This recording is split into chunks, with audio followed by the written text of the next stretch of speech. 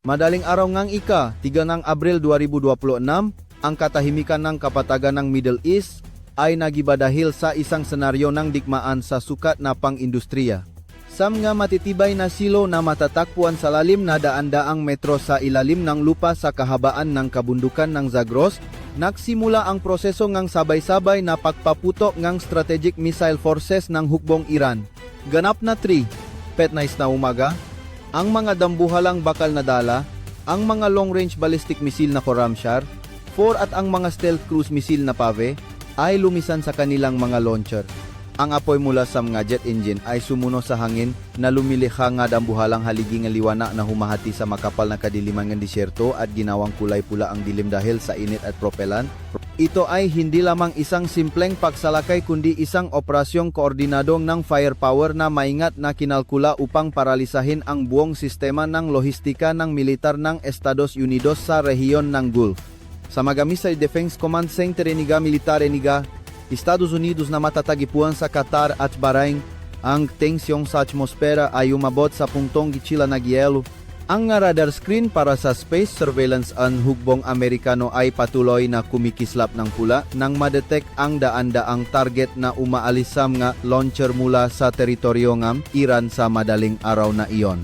Ang ma-fire control officer, na may matinding focus at tumatagas na pawisano, ay pilit na sinusuri ang nga target.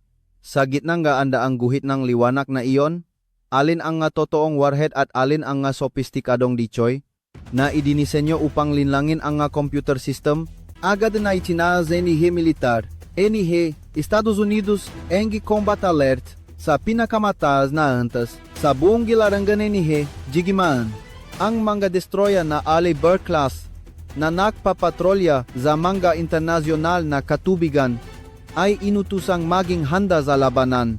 Ang mga sistema ng radar sa barko ay nagsimulang max-scan sa maximum power.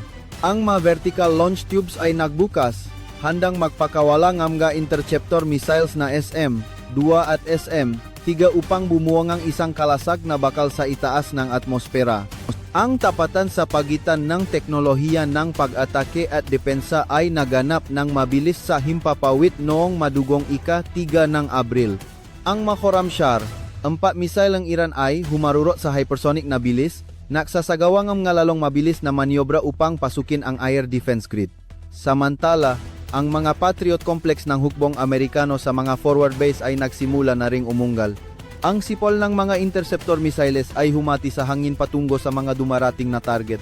Ang baksit ng digmaan ay naging malinaw, nang ang nga unang pagsabok ay naganap sa mataas na altitude. Ang nga bolang apoy na tila maliliit na araw ay sumulpot sa gitna ng kadiliman. Ito ay resulta ng direktang pagbangga ng mga US interceptor missiles sa mga warhead ng Iran. Ang nga piraso nga na babagang metal ay nahulo na parang ulan sa malawak na lugar, na lumihangang mahahabang guhit ng liwanag sa langit, na nahuhudyat ng isang bagong yuktongang napakalupit na labanan. Profesional na pinatakbo ngang hukbong Iran ang taktikang saturation attack mula pa sa maunang oras ng Abril. Hindi lamang sila gumamit ng mga ballistic missiles kundi pinagsama rin ito sa serye ng mga Pave cruise missiles na lumilipat ng mababa at dikit sa lupain upang iwasan ang long-range radar ng Amerika. Ang mamisile na ito ay umiwas sa mga banjin, ginagamitang dilim upang lapitan ang mga estratehikong target gaya ng mga fuel depot, pantalan at mga fixed radar stations. Ang panig ng militar ng Estados Unidos, sa kabila ng pagmamay-ari ng pinaka-advanced na defense system sa mundo, ay nagsimula na ring makaramdam ng matinding pressure. Ang mga fire control computers ay patuloy na nagbababala ng system overload dahil sa dami ng target na sabay-sabay na sinusuri. Batit ng mga opisyal na Amerikano na ang isang maliit na pagkakamali lamang sa pagsusuri ng target o isang nakalusot na warhead ng Iran ay maaring bumura sa isang mahalagang base at magdulot ng hindi mapapantayang pinsala sa buhay at kagamitan. Sa lupa, ang mga sundalong Amerikano sa mabase gaya ng Al-Udeid ay nagsimulang lumipat sa mamatitibay na bungker. Ang tunog nga sirena ay walang tigil, nilulunot ang ihip ngangin sa disyerto sa tadhanang ika-3 nga Abril. Samantala, sa mga missile sites ng Iran, ang mga technical teams ay mabilis na kinakargahan ang mga launcher para sa susunod na bugso. Nagsimula na ring magkaroon ng mga pagbubuwis ng buhay ng ang ilang artillery sites ng Iran ay natukoy ng mga US fighters at agad na pinasabog bilang ganti. Ang mga secondary explosions mula sa mga ammunition depots ng Iran ay lumika ang mga haligi ng maitim na usok na umaabot sa dandang metro. Sa kabilang banda, sa ilang air defense radar stations NG Militar NG Estados Unidos, ang mga unang warhead NG Iran ay nakalusot sa depensa at bumagsak sa kakilakilabot na bilis. Ang makapagsabok na yumanak sa lupa ay nahudyat na pakbagsak ng mga estrukturang bakal. Nagsimulang lamunan ng usok at apoy ang makakampo. Ang digmaan ay walang pinipili. Ang bawat panig ay ibinubuhos, ang lahat ng lakas at kagamitan sa labanang ito para sa buhay o kamatayan. Ang labanan ng misail ng ika-3 ng Abril ay hindi lamang pagpapakita ng teknikal na lakas kundi isang labanan ng talino sa pagitan ng dalawang general staffs. Sinisikap ngang milita ngang Estados Unidos na manatiling alerto upang mapangalagaan ang lakas para sa pangmatagalang labanan, habang determinado naman ang Iran na ubusin ang mamahaling inventaryo ngang missiles ngang kalaban salop lamang ng mga unang oras. Ang rehiyon ng Middle East ay naging isang dambuhala at malupit na laboratorio kung saan ang buhay ng tao at ang halaga ng mga kagamitang militar na bilyon-bilyong dolyar ay inilalagay sa timbangan ng ambisyon at dangal ng bansa. Ang mga sundalo sa magkabilang panig, nakaupo man sa loob ng computer control rooms o nakatayo sa tabi ng mga launcher, ay batit na ito ay simula pa lamang ng isang bagyo ng apoy na mas lalong tatagal at lalubas sa mga susunod na oras. Habang ang kamay ng orasan ay papalapit sa alas 4 ng umaga, ang digmaan ay pumasok sa pinakamatinding yugto nito sa itaas ng atmosfera.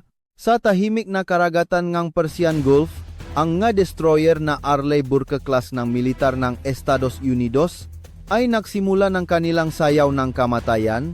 Ang Aegis Combat System, ang pinaka-sophisticadong electronic brain, ay inilok ang sunod-sunod na target na humaharurot mula sa kabundukan ng Zagros. Maririnig ang malalakas na putok ng ilabas ng mga vertical launch tubes ay ang mga interceptor missiles na SM-3. Ang nga misyong ito ay hindi lumipat ng diretso kundi nagsagawa ng nga bigla ang pagliko upang harangin ang nga warhead ng Iran sa gilid ng kalawakan. Ang banggaan sa bilis na libu-libong metro bawat segundo ay lumihang nga maningning na liwanag na tumutupo sa lahat ng maabot nito. Ito ay labanan ng mga navigation algorithms ng Amerika laban sa tactics ng pagpapakalat ng warhead ng Iran, kung saan ang bawat milisegundo ay mahalaga para sa kapalaran ng isang buong Hamdori fleet. Kasabay nito, ang himpapawid sa itaas ang kabundukan ng Zagros ay naging entablado ang mapinakamodernong makina ang digmaan. Nagpadala ang militar ng Estados Unidos ng mga eskwadron ng mga stealth fighters na F-22 Raptor at F-35 Lightning II mula sa mga aircraft carriers na nakadeploy sa labas ng dagat. Ang mga multong ito ng langit ay lumipat sa napakataas na altitude. Pinatay ang lahat ng communication devices upang manatiling tago mula sa makapal na radar network ng Iran. Ang kanilang misyon ay butasin ang air defense grid ng kalaban at hanapin ang mobile missile launchers na nakatago sa mga bangin ng limestone. Gayunpaman, hindi nagpatalo ang Iran. Ang F-14 Tomcat Squadrons, bagamat ilang dekada na ang edad ngunit sumailalim sa malalim na upgrade ng radar at domestic missiles, kasama ang MiG-29 fighters ay lumipad mula sa mga underground bases. Ang air combat ay sumiklap sa isang masikip na espasyo kung saan kailangang harapin ng nga piloto ang matinding G-force pressure at ang long-range air-to-air missiles na nakmumula sa lahat ng direksyon.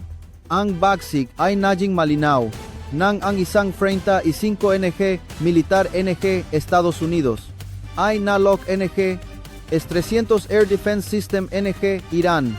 Sa kabila ng pagpapakawala ng serya ng heat flares at pagsasagawa ng mga komplikadong manyobra, ang milyon-milyong dolyar na fighter jet ay hindi nakatakas sa humahabol na missile. Isang kakilakilabot na pagsabok ang naganap. Ang pirasong ang pinaka-advance na eroplano sa mundo ay nahulog sa dalisdis ng bundok. Isang patutu sa katotohanan na walang kagamitang militar ang hindi matatalo sa larangan ng digmaan noong ika-3 ng Abril. Ang paningang militar ng Iran ay dumanas dingang hindi bihirang pinsala ng ang eskwadron ng Amerikanong mandirigma. Ay gumamit ng long-range missiles na AIM-120 upang pabagsakin ang maraming eroplano na hinarang ang maito sa sandaling lumisan ang maito sa runway. Ang mga haligi ng may team na usok mula sa mga wasa na eroplano ay pumailan lang sa hangganan na humahalos sa ambon ng umaga at lumilihan ng isang mapanglaw at nakapangingilabot na tanawin. Nagsimulang paitingin ng militar ng Estados Unidos ang dalas ng kanilang pagsalakay gamit ang mga laser-guided bombs upang puksain ang mga air defense command stations ng kalaban. Sa mga command bunkers ng militar ng Iran, napanatili ng mga general ang isang kahanga-hangang kalmado. Batit nila na ang direktang pakikipaharap sa US Air Force ay napakahirap kaya binigyang prioridad ang taktikang pagtatago at sorpresang kontra-atake. Ang mobile air defense systems ng Iran ay patuloy na nagpapalit ng lokasyon pagkatapos ng bawat pagpaputok na nagpahirap sa mga US military satellites na tukuyin ang eksaktong nga target. Ang klabanan nege long-range anti-aircraft artillery at surface-to-air missiles ay bumuo nege isang makapal na sapot nege apoy na pumipigil sa mga Amerikanong bomber na makapasok ng malalim sa loop nege bansa. Ang sakripisyo nga Iranian radar operators ay naganap ng tahimik ngunit puno nga kagitingan ng tanggapin nila ang pa-activate ng kanilang mga transmitters upang gabayan ang mga missile kahit alam nilang agad silang pupuksay ng mga US anti-radiation missiles pagkatapos nito. Ang dugongan sundalo ay dumana sa mga tigang na mabatong taluktok na nakulay pula sa mga bagong pahina nga kasaysayan nga salungatan sa pagitan nga Estados Unidos at Iran. Sa ilalim ngang dagat, ang palihim na digmaan ay hindi rin biro ang tensyon. Ang mga attack submarines NG militar NG. Estados Unidos ay pilit na inahanap ang mga kilo-class submarines NG Iran na nag-aabang sa mga makikitid na kipot.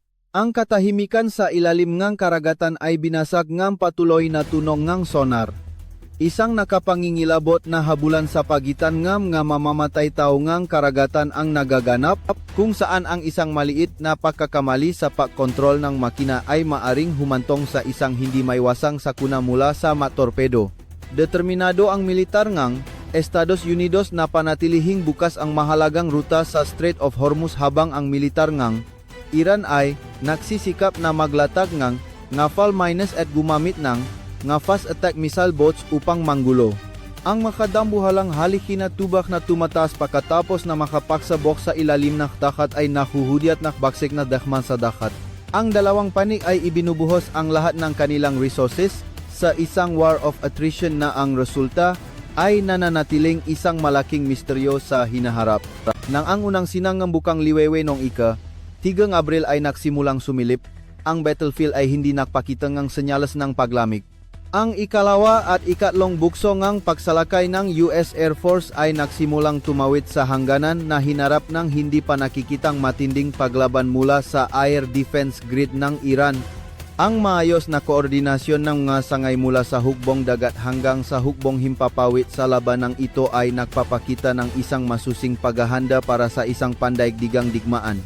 Ang mga pinsala sa kagamitan at buhay sa parehong militar ng Estados Unidos at Iran sa jugtong ito ay napakalaki, ngunit walang panig ang may intensyong gumatras. Ang ugong ng mga jet engines at ang pagsabog ng mga interceptor missiles ay patuloy na umalinggawa sa buong rehiyon ng Gulf. Nagsusulat ng mga kabanatang puno ng dugo at bakal sa kasaysayan ng modernong salungatan sa pagitan ng dalawang bansang ito na puno ng tadhana. Ang liwanag ng madaling araw nung ika-3 ng Abril ay hindi nagdala ng kapayapaan kundi lalo lamang naging malinaw ang lawak ng kalupitan ng pagtutuos ng militar ng Estados Unidos at Iran sa himpapawid ng kabundukan ng Zagros. Sa taas na 12,000 metro, ang nga iskwadron ng F-22 Raptor ng West Air Force ay nagsimulang magsagawa ng taktikang silent hunting. Ang APG-77 Active Electronically Scanned Array AESA radar system sa mga Amerikanong stealth aircraft ay patuloy na nagpapadala ng data tungkol sa mga Iranian fighter formations na lumilipad ng mababa sa ilalim. Gayunpaman, ang militar ngang Iran ay naghanda ng isang dambuhalang sensor trap. Ginamit nila ang mga passive radar stations na matatagpuan sa mga tuktok ng limestone mountains upang makuha ang mahihinang signal na tumatalbog mula sa katawan ng mga stealth aircraft ng kalaban. Nang ang isang F-22 ay pumasok sa kill zone, agad na inutusan ang mga Iranian medium-range surface-to-air missile batteries na mag-activate. Ang mga missile ay humarurot paitaas mula sa mamakikitit na bangin na lumikhang nga puting guhit ng usok na tila isang dambuhalang sapot sa asul na langit noong ika-3 ng Abril. Ang tindi ng labanan sa himpapawid ay umabot sa sukdulan ng ang mga F-14 Tomcat ng militar ng Iran ay magsagawa ng isang mapangahas na kontra-atake, bagamat nga kagamitang militar mula panong nakaraang siglo, sa ilalim ng pagkontrol ng veteranong piloto at nga bagong domestic air-to-air missile systems, ang militar ng Iran ay nakagawa ng nga lokal na no-fly zones. Ang mahabulan sa supersonic na bilis sa pagitan ng mga eroplano ng Amerika at Iran ay naging nakakapigil hininga. Ang ugong ng mga afterburners ay umalingaw-ngaw sa mga lambak na nahuhudyat ng mga segundo ng buhay at kamatayan para sa mga piloto. Isang F-16 ng US Air Force sa pagsisikap na iwasan ang isang missile ay kinailangang magsagawa ng matatalim na pagliko na may G-force na umaabot sa 9G na naging sanhi upang halos mawalan ng malay ang piloto sa loop ng cockpit. Ang mapira-piraso mula sa mga external fuel tanks at heat flares ay nahulog sa mga nayon sa hangganan, isang patotusa, isang digmaang walang ligtas na hangganan. Nagsimulang magpalit ng taktika ang militar ng Estados Unidos na nagpokus sa komprehensibong electronic suppression upang bulagin ang mga Iranian defense systems. Ang mga EA-18G Growler electronic warfare aircraft ay nagbakawala ng malalakas na jamming signals, sinusubukang pabagsakin ang communication network ng kalaban. Subalit, tumugon ang militar ng Iran sa pamamagitan ng paggamit ng domestic fiber optic cables at tradisyonal na mga encrypted signaling method upang mapanatili ang command. Ang sakripisyo nga piloto ng dalawang paninong ika-3 nga Abril ay naging mga malaming ngunit madamdaming istatistika. Isang Iranian pilot, matapos tamaan ang kanyang eroplano, ay nagpasyang direktang itama ang kanyang nakniningas na bakal sa isang US mobile radar station sa frontline na lumika na isang kakilakilabot na pagsabog na pumatay sa buong duty crew. Ang maganitong ekstremong aksyon at katapangan ay lalong dumami habang ang dangal ngang bansa ay itinutula sa pinakamataas na antas sa gitna ngang usok ngang digmaan.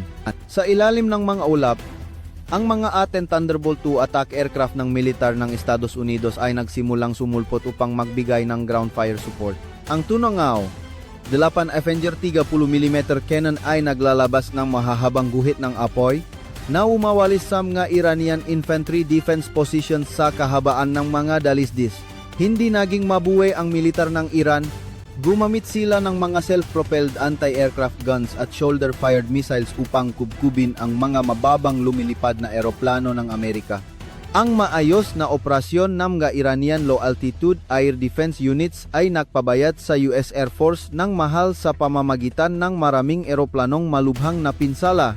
Ang dugo nga piloto ay dumana sa matigang na bukirin, humahalo sa malabi nga eroplano at masangsang na amoyng pulbura. Ang bawat pulgada ng lupa at bawat bahagi ngangit ay naging target ng mamapanirang pag-atake.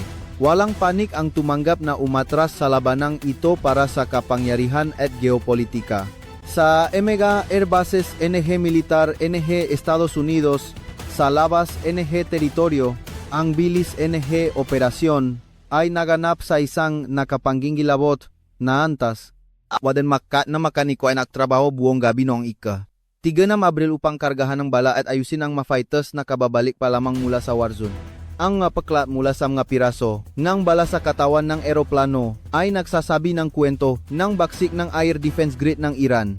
Samantala, sa mga pansamantalang airfield ng Iran, ang mabatang piloto na katatapos lamang ng kanilang mabilisang training course ay lumipat na dala.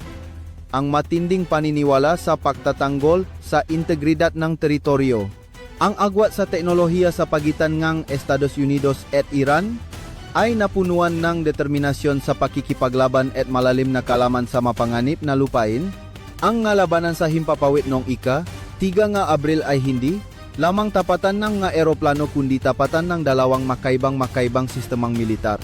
Nang tumirik ang araw, ang langit sa rehiyon ng Gulf ay naging kulay abo dahil sa alikabo at usok mula sa daan-daang pagsabog. Ang guhit ng liwanag mula sa mga missile ay patuloy na gumuguhit ng nga nakamamatay na linya sa himpapawid.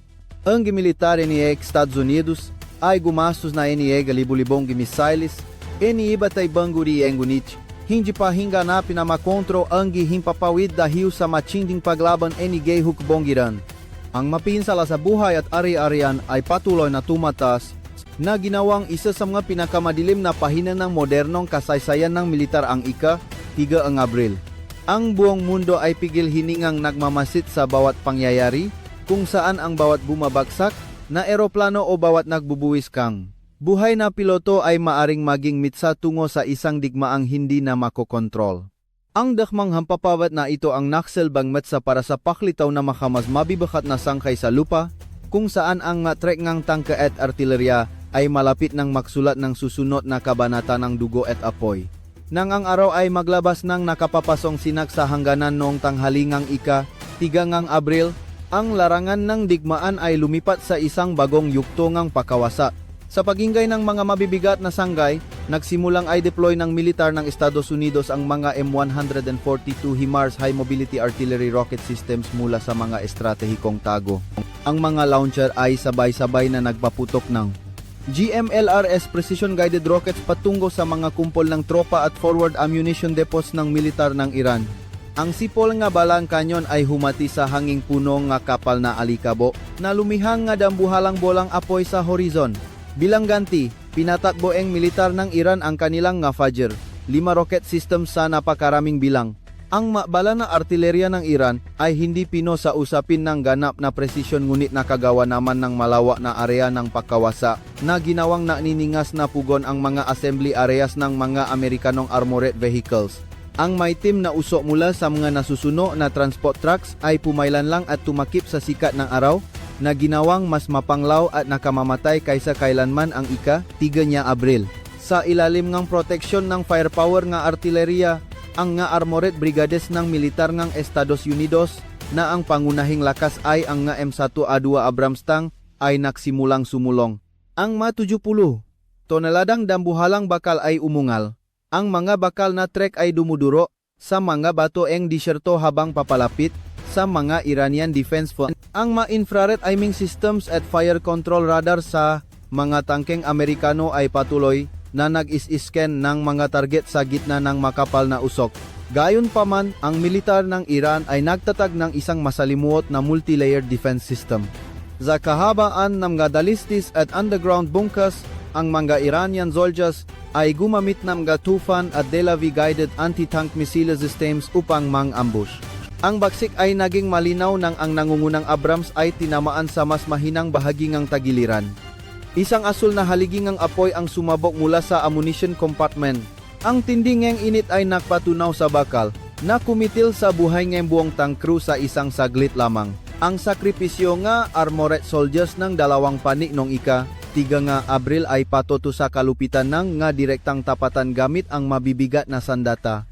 Ang militar ngang Iran ay hindi lamang pasibong nagtatanggol kundi nagsagawa rin ng makontra-atake gamit ang mga malalim na na-upgrade na T-72 tanks.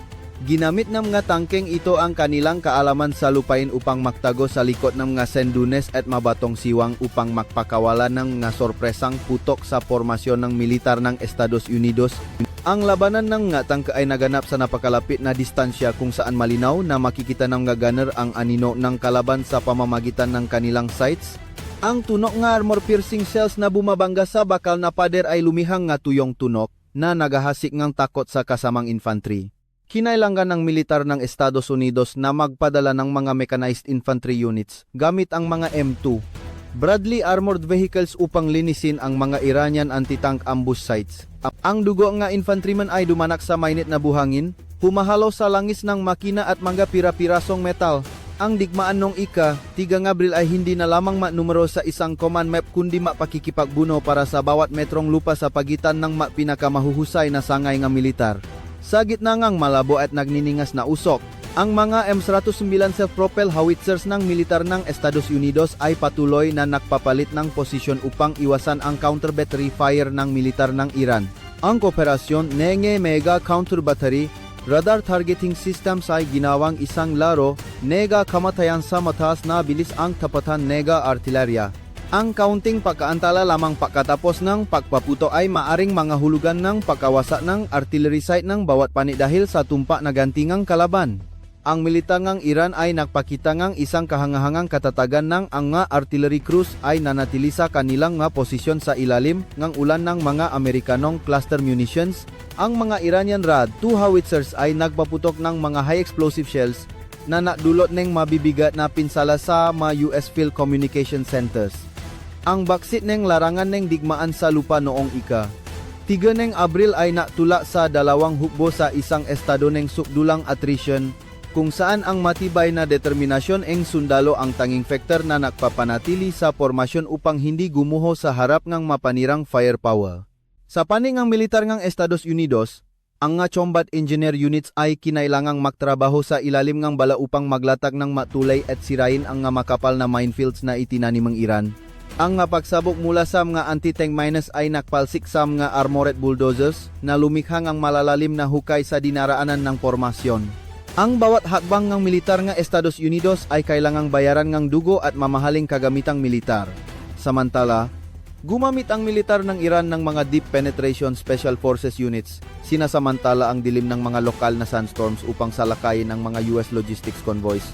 Ang mga maikling ngunit madugong sagupaan sa mga mabatong lambak ay nagdulot ng paralisis sa lohistika ng bawat panik. Ang tahimik na sakripisyo nga transport soldiers, ang nga taong nagsisikap na magatit ng nga bala at gamot sa frontline sa gitna nga ulan ng apoy, ay isang hindi mahihiwalay na bahagi ngang madamdaming larawan ng battlefield nung ika-3 Abril. Nang lumubo ang araw, ang tinding ng tapatan ng artillerya ay hindi pa rin nababawasan. Ang makislap mula sa mga paksabo ay nabigay liwanag sa isang malawa na hangganan. Ang militar ng Estados Unidos, bagamat may bentahe sa reconnaissance technology, ay nakatagpo ng isang pader na bakal na itinayo mula sa katapangan at sapat na firepower ng artillerya ng militar ng Iran. Ang dalawang panig ay napakawalan ng kanilang mga huling reserve units na ginawang isang dambuhalang sementeryo ngang mamodernong sandata ang lupaing ito. Ang nga suno na labi nga tangke, ang nga wasa na kanyon, at ang nga guhong kuta ang natira pagkatapos ng isang araw nga walang pagbibigayang tapatan. Napatunayan ng larangan ng digmaan noong ika-3 ng Abril na sa isang malakihang salungatan, ang lakas ng determinasyon at masusing paghahanda sa artillerya at armor ay nananatiling nga pangunahing salik, bagama ang presyong kailangang bayaran ay napakalaki sa usapin ng buhay at material. Habang ang kadiliman ng ika-3 ng Abril ay dahan-dahang bumabalot sa Persian Gulf, pansamantalang humupa ang putukan ng mga kanyon at nabigay daan sa mga maitim na uso na patuloy na nababaga mula sa mga labi nga kagamitang milita nga makabilang panik. Ang larangan ng digmaan sa sandaling ito ay tila isang larawang tahimik ngunit puno ng pihati.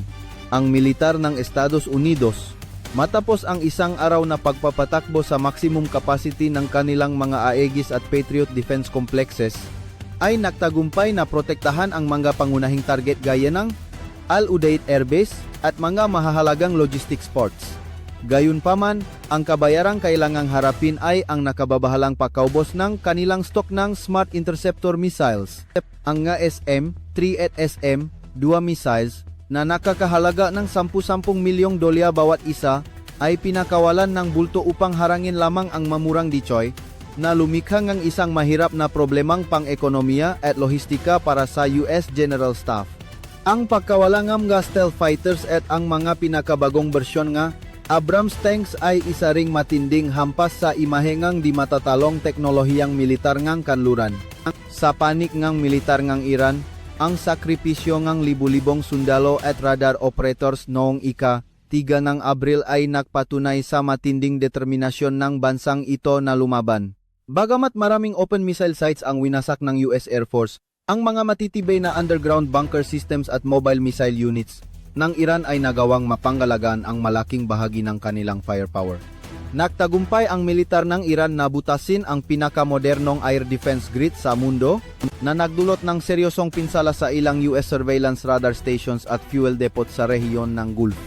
Ang pagkawala ng infrastrukturang militar ng Iran ay malaki, ngunit kapalit nito, nagpadala sila ng isang matigas na mensahe tungkol sa kanilang kakayahan para sa asymmetric counterattack na nagpilit sa militar NG Estados Unidos na muling suring mabuti ang anumang plano para sa isang full-scale invasion sa loob NG bansa. Ang dugo ng mga sundalong Iranian ay dumana upang ipagtanggol ang soberanya na nag-iwan ng mapuwang na hindi na mapupunuan sa mapamilya sa Tehran o Isfahan. Ang kalagayan ng militar pagkatapos ng ika-3 nga Abril ay nasa isang mapanganib na balanse sa bingit ng isang malawakang digmaan. Inaasahan ng mga military experts na maaring kailanganin ng militar ng Estados Unidos na magpadala ng karagdagang carrier strike groups mula sa Pasipiko at Atlantiko upang dagdagan ang pressure, kasabay ng pagtatatag ng isang dambuhalang air bridge para sa transportasyon upang mapunan ang naubos na mga bala. Samantala, malaki ang posibilidad na magsagawa ang Iran ng mas mapangganib na hakbang. Ang pagblok sa Strait of Hormuz gamit ang mga naval mines at mga suicide fast attack boats.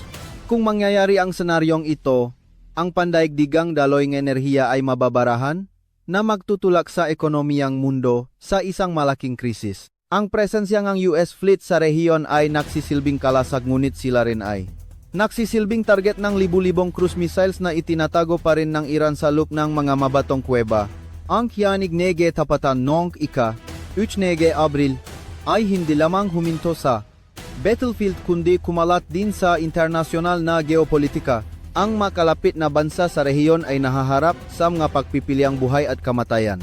Ang patuloy na pagpapatuloy sa pagpapaupa nga mabase sa militar ng Estados Unidos at harapin ang gantingam nga missile ng Iran o ang manatiling neutral upang mapanggalagaan ang sariling teritoryo. Ang pagkakabahagi sa loob nga mga bansang Arabo at ang pakikialam ng iba pang mga superpower ay ginagawang isang tunay na powder ke ang rehiyon ng Gulf. Inaasahan na sa mga susunod na araw ang tinding labanan ay maring lumipat sa mga malilit ngunit mapanirang pag-atake sa mga transport arteries at energy infrastrukture. Walang pani ang maring makdeklara ng ganap na tagumpay habang ang bawat pulgada ng lupang nakukuha ay may kapalit na buhay ng kanilang mapinakamahuhusay na mamamayan. Ang digmaan ay walang puwang para sa mga ilusyon ng karangyaan.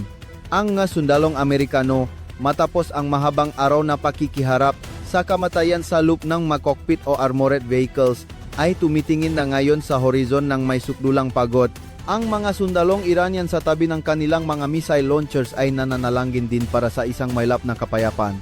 Ang ika-3 ng Abril 2026 ay may talatala sa kasaysayan bilang isang patutu sa pagkabigo ng madiplomatikong pagsisikap at ang pag-angat ng karahasan ng militar.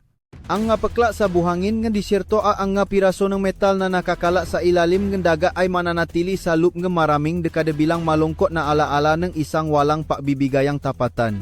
Ang hinaharap ngang rehiyon Gulf ay nananatiling isang malaking tandang pananong kung saan ang hangganan sa pagitan ng kapayapaan at pagkawasak ay kasing nipis lamang ngang isang hiblangang buhok. Ang larawan ng larangan ng digmaan ay naksasara sa imahe ng konvoy ng ambulansya na kumikilos sa gitna ng dilim. Ang kanilang nga pulang ilaw ay kumikislap na parang nga sugat na hindi pa naghihilom ng dalawang bansa. Ang militar nga Estados Unidos at Iran ay parehong nahahanda para sa kanilang nga susunod na hakbang, isang pahahanda na mas mapanira kung hindi makahanap ng isang boses ang nga panik sa hapag ng negosasyon. Ang nga babala tungkol sa isang mahabang war of attrition ay mas malinaw kaysa kailanman na nagbabantang tupukin ang hinaharap ng maraming henerasyon. Ang baksik ng ika-3 ng Abril ay maaring simula pa lamang ng isang madugong simponya ng bakal at apoy na walang sinumang makapagsasabi kung kailan ang wakas. Ang mundo ay pigil hiningang nakmamasit habang ang nga sundalo sa frontline ay kailangan pang humawa ng mahigpit sa kanilang mabaril. Naghihintay ngang utos para sa isang bagong araw ngang labanan sa ilalim ngang malupit na tadhana.